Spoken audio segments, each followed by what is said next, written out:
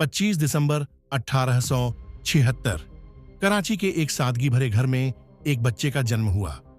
किसी को अंदाजा नहीं था कि यह बच्चा एक दिन इतिहास का रुख बदल देगा। इस बच्चे का नाम था मोहम्मद अली जिन्ना। उनके वालिद जिन्ना पूंजा एक व्यापारी थे। घर का माहौल सादा था, लेकिन परवरिश में अनुशासन और मेहनत शामिल थी। बचपन से ही जिन्ना दूसरे बच्चों से अलग थे।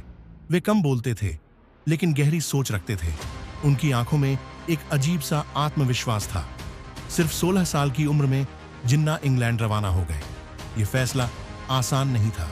एक जवान लड़का अपने घर, अपने शहर और अपने देश से दूर जा रहा था, मगर उनके दिल में एक ही जज्बा था, कामयाबी हासिल करना।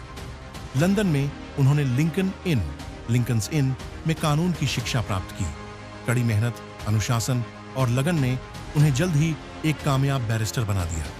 वे उस दौर के सबसे कम उम्र के बैरिस्टरों में शामिल थे। भारत वापस आकर उन्होंने बॉम्बे, मुंबई में वकालत शुरू की। उनकी अंग्रेजी बेहतरीन थी। उनका अंदाज एक गुफ्तगू आत्मविश्वास से भरा था। अदालत में उनके तर्क मजबूत होते थे। जल्द ही वे बॉम्बे के सबसे सफल वकीलों में गिने जाने लगे।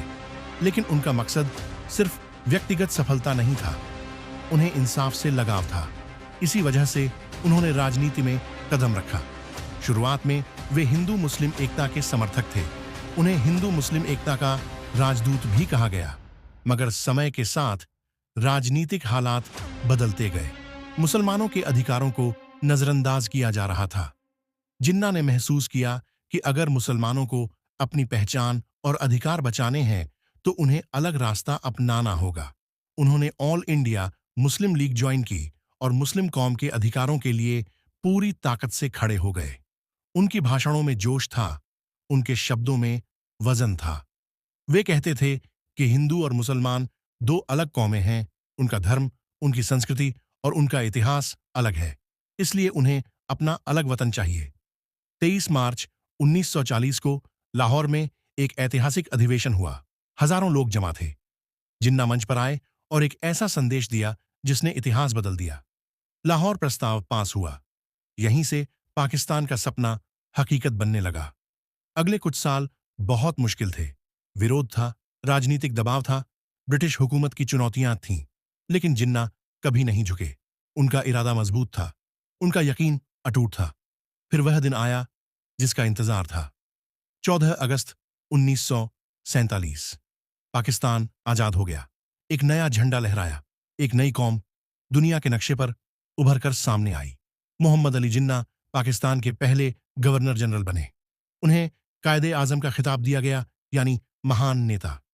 उनका संदेश साफ और स्पष्ट था, एकता, ईमान, अनुशासन, यूनिटी, फेथ, डिसिप्लिन। वे चाहते थे कि पाकिस्तान एक ऐसा देश बने जहां इंसाफ हो, बराबरी हो और हर नागरिक को समान अधिकार मिले। मगर आजादी के बाद उनकी सेहत तेजी से गिरने लगी। वे तपेदिक, टीबी जैसी गंभीर बीमारी का शिकार थे। 11 सितंबर 1948 को कायदे आजम इस दुनिया से रुखसत हो गए, लेकिन उनका सपना आज भी जिंदा है। उनकी सोच, उनका नजरिया और उनका संदेश हर पाकिस्तानी के लिए मशाल राह है। कायदे आजम सिर्फ एक शख्सियत का नाम नहीं, बल्कि हिम्मत, इरादे और यकीन का नाम है। और जब तक पाकिस्तान जिंदा है, मोहम्मद अली जिन्ना का नाम रोशन रहेगा। कृपया मेरे YouTube चैनल को सब्सक्राइब जरूर करें।